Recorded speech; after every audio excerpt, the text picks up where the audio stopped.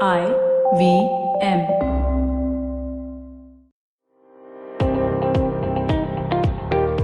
Welcome to All Things Policy, a daily podcast by the Takshashila Institution. We are a bunch of policy nerds based in Bengaluru, and we like bringing fresh perspectives to Indian affairs and Indian perspectives to global affairs. So grab a cup of coffee, sit back, and join us for today's chat.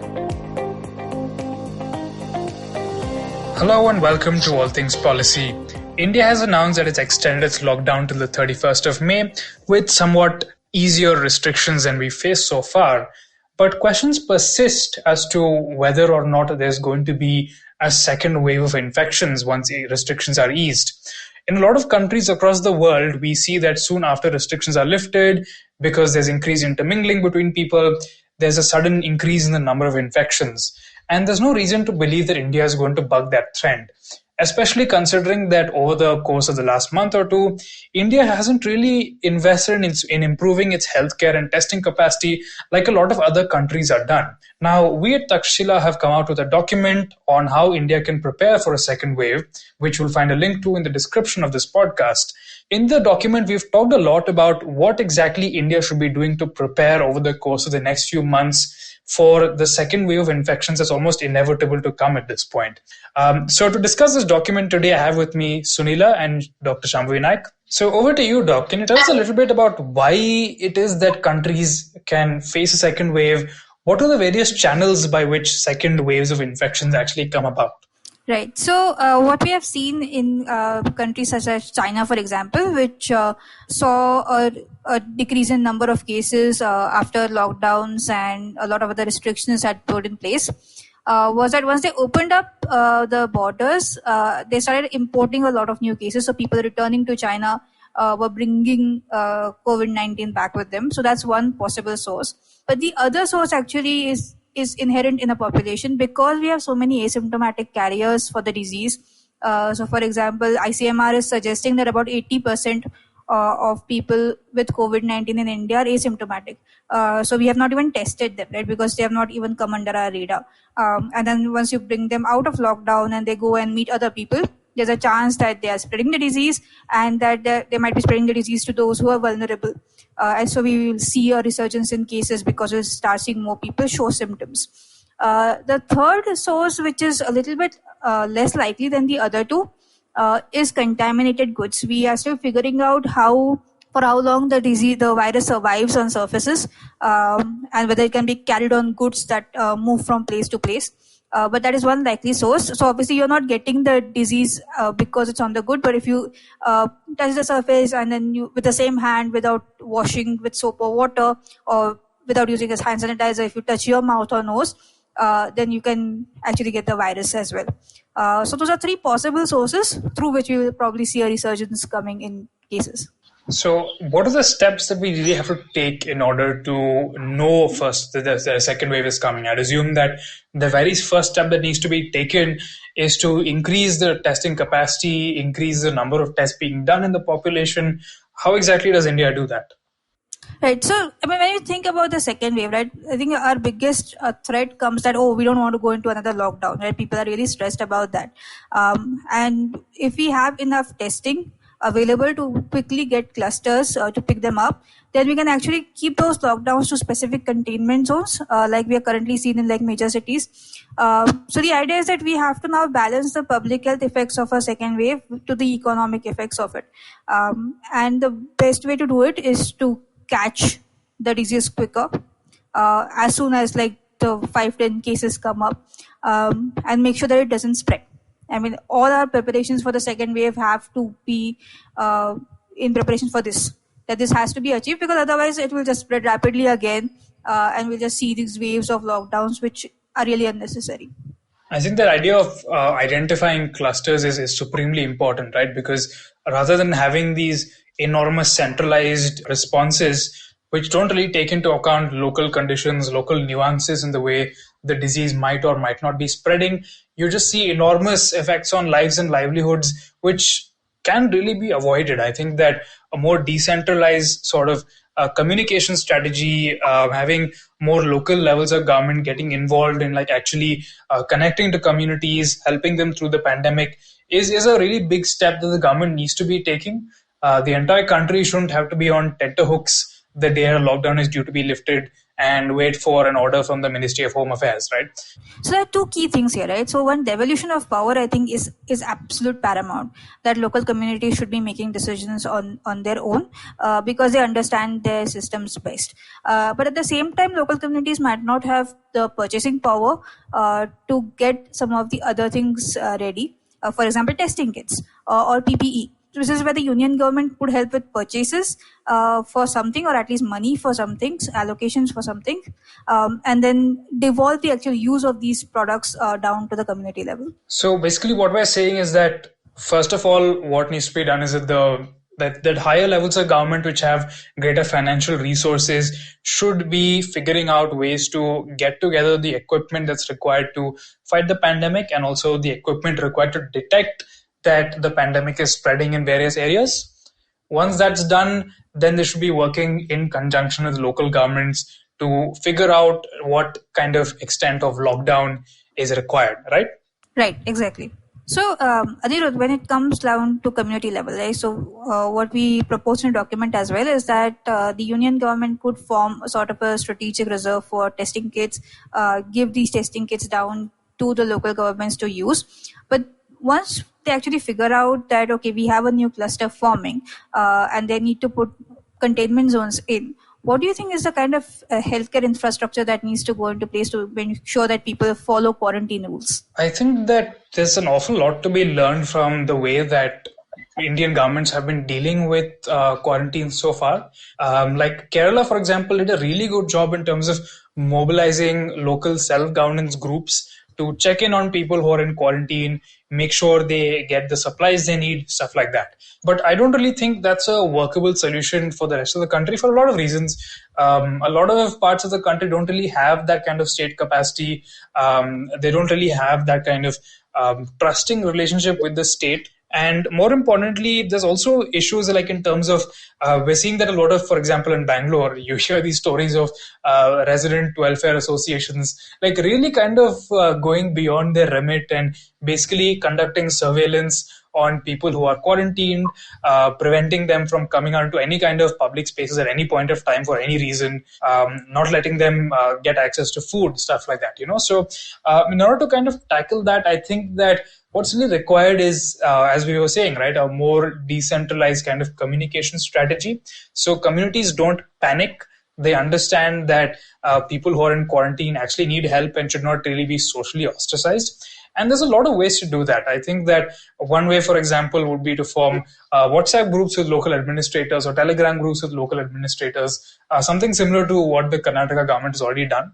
Another great way to do that is, I think, would be to leverage telemedicine to monitor people who are in quarantine. Now, in Bangalore, for example, what happened was that people who returned from abroad, one of my friends, in fact, was basically sitting at home for 14 days and had to send a geotagged selfie to the local police station.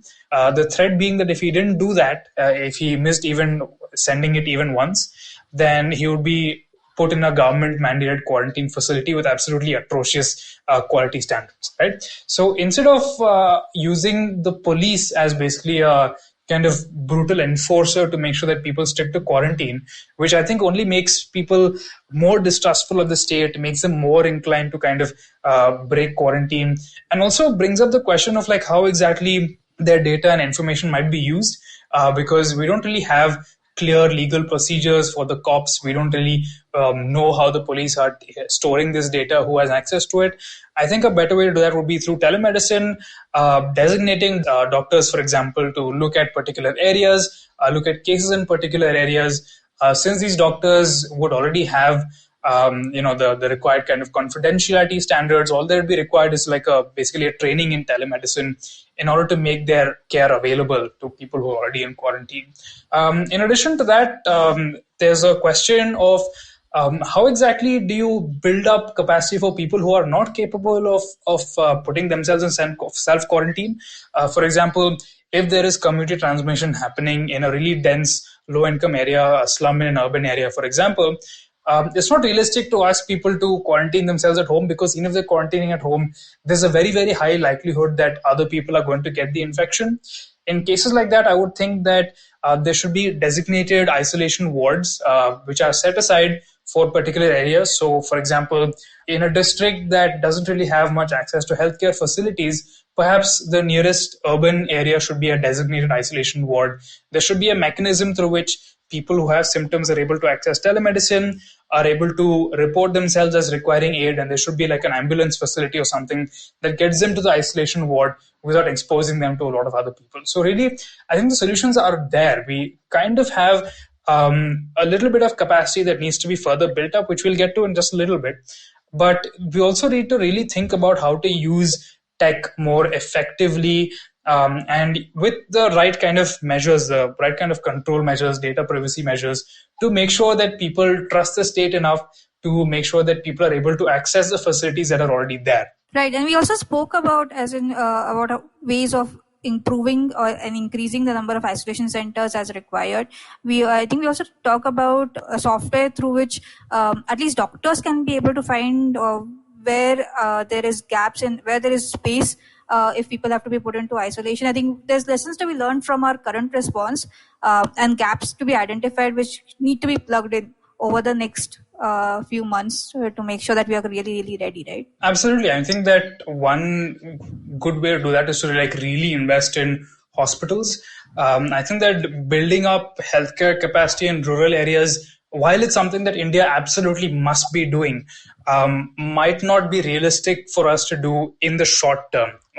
Maybe it can be part of like a larger infrastructure stimulus package once the economy is really being opened up, once we're trying to really stimulate it and get started.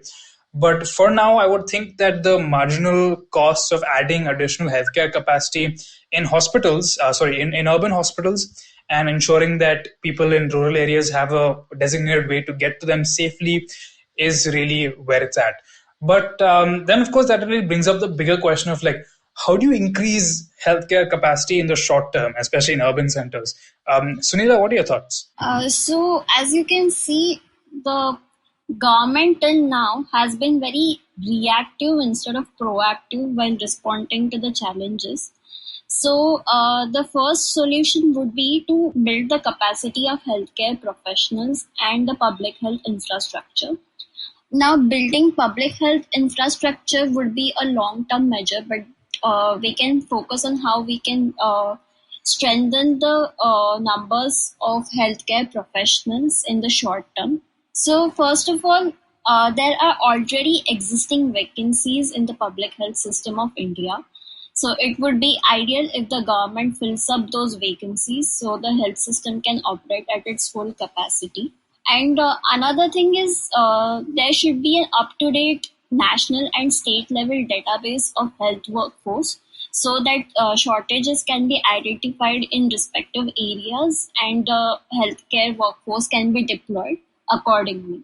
And to make up for the shortage of public health facilities, existing infrastructure such as unused buildings can be repurposed in the short term, or the buildings can be rented for using them as primary healthcare centers.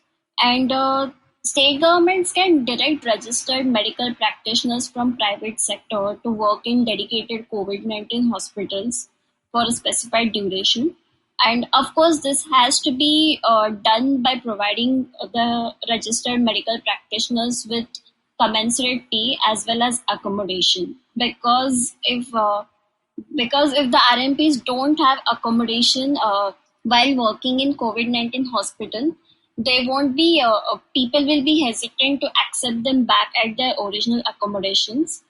And so it is ideal that they are provided with accommodation for quarantine after they are done with their duty at those hospitals. And RMPs from departments that see less frequent emergencies can be diverted towards COVID-19 hospitals.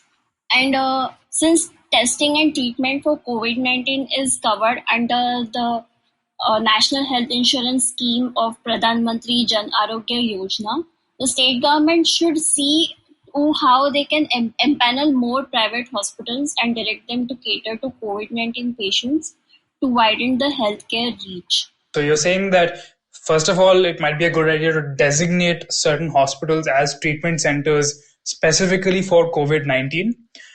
In cases where you don't really have the human resources required to staff those hospitals, then you can try to get registered medical practitioners from the private sector with commensurate pay to work in these facilities. And they also need to be provided with accommodations and suitable monetary incentives to make sure that they're willing to work, and also they don't feel like they're endangering their families and they're not ostracized by their communities. That's a good point. And you also said that in order to make sure that access to COVID-19 healthcare is relatively equitable, then one way to do that is to extend the availability of health insurance to more and more people, and to also bring more private healthcare providers on board with existing public health insurance schemes, right? Right. Now, one of the other ideas that we touched upon was the fact that there is a considerable body of health practitioners who might not be really qualified to tackle COVID-19 itself, considering that it's a novel coronavirus, but who might be able to help with stuff like general administration, making sure patients are comfortable, taking basic readings of their critical signs and so on. And these are the Ayush practitioners, right? So people who are qualified, quote unquote, to treat people with homeopathy or Ayurveda. How could they actually be leveraged to contribute usefully to the pandemic without spreading nonsensical cures like gomutra and so on? So the government of Maharashtra has started an online qualification course for Ayush practitioners. So it is an online training course, and once they are completed, once they are done with it, they are qualified to manage the COVID-19 patients. Now, it is not clear if they are managing from initial to severe stages of COVID-19, but of course, yes, as you said, Ayush practitioners can be really helpful in at least initial management of symptoms, and because they are trained in physical anatomy of human beings, right? So I guess this can be followed in the rest of India as well. So this might help to reduce the burden on allopathic caregivers as well. Okay, thanks, Sunila. So, I think that the really big challenge for India going forward is that when you see a sudden resurgence of cases, there is going to be a massive erosion of social trust, not just in the healthcare system, but also in the government's response. And in order to address that effectively, you have to be investing in healthcare measures right away, right? And while it might not be politically convenient to invest all this money in building up healthcare systems, in actually investing in bringing doctors and communities on board, that's really the only way that any country across the world has managed to successfully rein in the pandemic. And unless India does that, it's really a matter of concern as to how we're going to deal with the next wave of infections that are coming. So, Doc, I want to ask you also, now that restrictions are being lifted, and we're really arriving at a consensus, it seems, that there has to be a way for people to continue daily activities in some limited form and extent, even if you are doing it with some restrictions on board, right? So one of the things that we had talked about was this concept of a social bubble to restrict people's contact with strangers. So can you tell us a little bit about how that works and how that should feed into guidelines for daily life after the lockdowns are lifted? So your social bubble is basically the group of people you hang out with, you spend a lot of time with. And both New Zealand and Australia have been trialing whether approaching lockdown or other unlockdown measures through the idea of increasing your social bubble is a good thought. So this was initially proposed by researchers at the University of Oxford and University of Zurich, I think Switzerland, who said that, look, your chances of getting an infection basically depend on two parameters. The fact that you meet completely new people who have never met before, or other when you have physical interaction with others. So those two factors basically play into what your social bubble is. So the idea is if you limit meeting new people, or you limit actually physical interactions with others, then you automatically limit your exposure to the virus and getting the virus. So based on that, if we look at containment measures beyond a lockdown, we basically try and think that, look, that there's one big process under which both those things get negated, which is public transport. So if you're in a very crowded bus, if you're in a very crowded metro, you are with a group of complete strangers, and physical distancing is extremely difficult, right? So that is going to be one hotspot that we have to look at. And then as you go back to work, again, you have to make sure that, okay, if I meet, so if I'm at home, I meet my family, I might meet my domestic help. Then I get to work. If you're in a public transport, then your social bubble increases exponentially. But if you're taking an Uber, for example, then you have the driver who's now in your social bubble. Then you get to work and you suppose you have 5 colleagues, right? So now your bubble contains of these people. Tomorrow you take another Uber driver, so you're now extending that bubble slowly. Obviously not as bad as taking public transport, but the idea is how much can we limit this? So then the advisories, for example, for public transport has to be that you limit the number of people who can come onto the bus. Bus driver and bus conductor safety is paramount. I mean, with non-negotiation. So they have to be provided PPE. They have to be, well, at least the N95 mask and gloves. They should have the right to check people. If there's someone who's ill, they can be sent back, etc. Right? So Uber actually had a lot of these provisions put in before we went into lockdown. But even at work, there are certain things that we can do to make sure that people are safe. And the other part of preparing for this second wave is that we should be ready that we might have another lockdown, right? So how do you take this time to prepare for those two things? So I think this idea of social bubbles is actually very, very powerful, right? Because very often it seems like some Indian governments, especially those that aren't too well prepared, are thinking of lockdowns as almost like an on and off switch. Whereas it's much better to kind of think of lockdowns as a kind of dial that say that, okay, look, at the most extreme level, your social bubble is only your household, right? On the other end of the spectrum is your social bubble, including the entirety of India, wherever you want to go.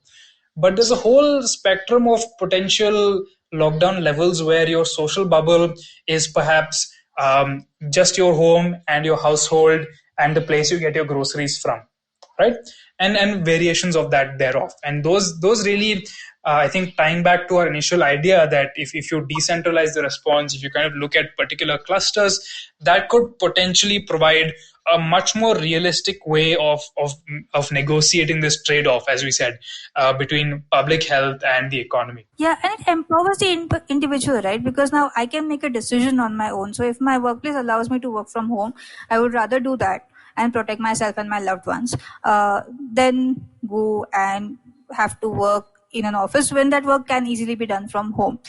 So one of the things I really liked about this approach that New Zealand took from a government point of view. So everywhere you see that schools are starting for those who are kind of in the elder classes, so 11th grade, 12th grade, etc. And most of the young kids are at home. And if you apply social bubble principles, then those who are elder can actually stay at home, right? They don't need to go outside. They can learn from home. If they are at home, their parents can still go outside because these kids could go outside, go to work because these kids can take care of themselves. And so it makes sense for them to be studying from home, which is what New Zealand has done. So New Zealand has said that those studying in years 11, 12 onwards, classes to be held from home. But if you are younger and if your parents need to get to work, then those kids can go to school, because otherwise then you will have either the parents staying at home, which is added pressure, or the kid will have to go to daycare or something like that, which means that the family is unnecessarily extending their social bubble. So the whole concept is that as a family, we limit the social exposure that we have outside, and decisions are made based on that. Which I think is a really great way because it empowers people to make decisions best fit for them. It allows government to start doing things that will at least get the economy going, but will keep people safe. Absolutely. I think that keeping the economy going, but also keeping people safe is really the priority. And so it's been kind of strange to see the guidelines, the latest version of guidelines that have come out. At one level, I agree with some of the points, but at another level, I kind of disagree with them. I think a really great example, which is actually directly in conflict with one of the recommendations we're making, is that absolutely no people are going to be allowed to be out of their homes from between 7 p.m. and 7 a.m. Now, at one level, I kind of get that because you are going to have a lot of people who want to be out on the streets, maybe drinking, meeting their friends, partying like after this lockdown. I absolutely get that. It's something I feel myself. But on the other hand, restricting economic activities to only 12 hours a day actually makes it far more likely that people are going to crowd into limited facilities, limited shops, which might potentially compromise social distancing measures. So how do you think we should negotiate that, Doc?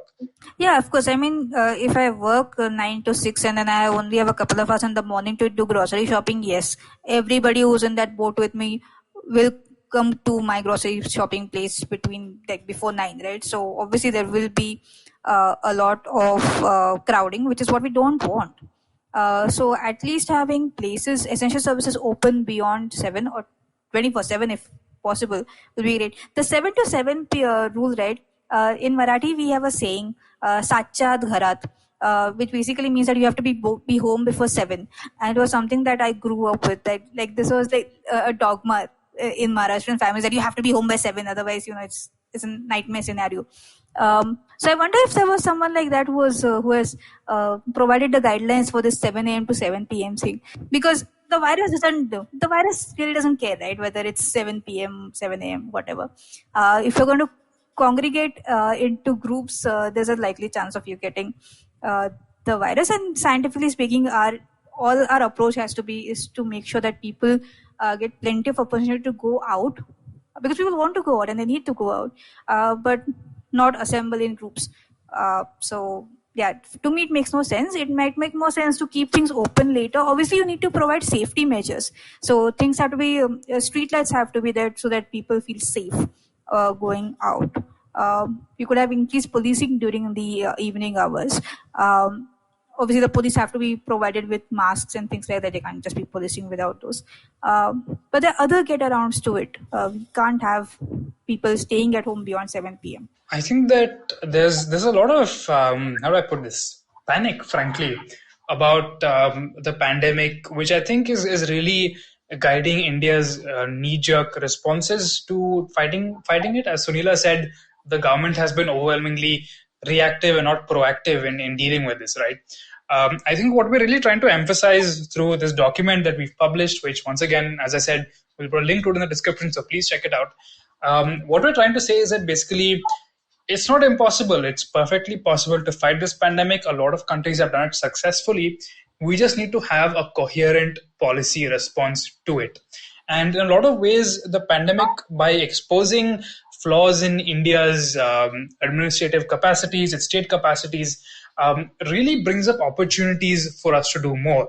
We pointed out earlier in this discussion that in the long term, the government should really be thinking about increasing public health infrastructure, especially in rural areas.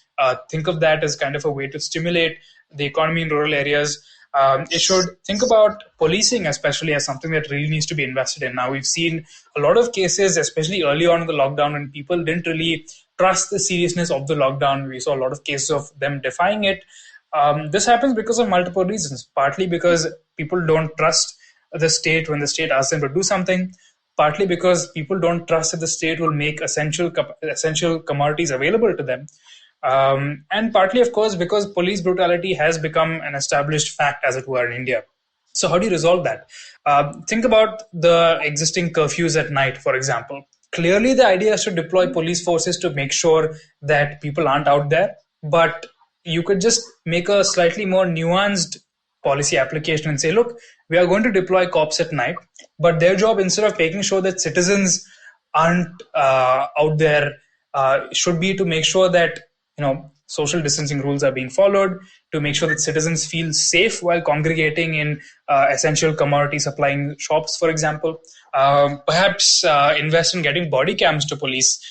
Use this as an opportunity to train them in reacting better to communities, working better with communities. Use this as an opportunity for example, to improve the relationships that people have with local administrators. Like how many people in India know the name of their district collector, know the name of their municipal councillor. Leverage existing state capacities, work better with communities, invest in a long-term plan, and really don't panic. Modern science is well capable of dealing with this pandemic. India does not really lack for human resources, doesn't really lack for economic resources. It just lacks the policy frameworks to apply them judiciously and to apply them effectively. And really what our second wave document is trying to do is show India the way towards that. So I was thinking that, look, the first time COVID-19 came to Indian shows, even the science of it was pretty less understood. I think we're still learning on that front. So depending on science we'll have to wait for science to tell us a bit more before we can come out with better measures. But there's obviously things that we have learned from the first wave which we need to enact upon so that our second wave does not have as much a big toll as the first wave did. Yeah, okay. So, yes, I agree with you, Anirudh. As you said, this should be considered as an opportunity to improve the governance system of our country. And yes, one thing that needs to be taken away from this is that the public health system of the country needs to be really prepared for such future pandemics or epidemics. So long investment in public health system is a long-term measure, and it's something that the government should focus on. The thing is, the outcomes of public health are not really tangible because the outcomes of public health are something like we are preventing diseases. So that is something which is not visible to the public. So the government does not really focus on investing in public health system, but they should be taken as an opportunity to correct those things and make the public health system of this country even stronger than it is now. All right, thank you guys so much for joining me. Thank you for listening to All Things Policy, and please check out our second wave document. You'll find a link in our description. If you liked our show, don't forget to check out other interesting podcasts on the IVM network. You can tune into them on the IVM Podcast app, ivmpodcast.com, or wherever you listen to your podcasts. You can also follow IVM on social media. The handle is @IVM Podcasts on Twitter, Facebook, and Instagram. And hey, if you'd like to dive into Takshashila's research on technology, strategy, and economic affairs, check us out at our Twitter handle @TakshashilaINST or our website takshashila.org.in.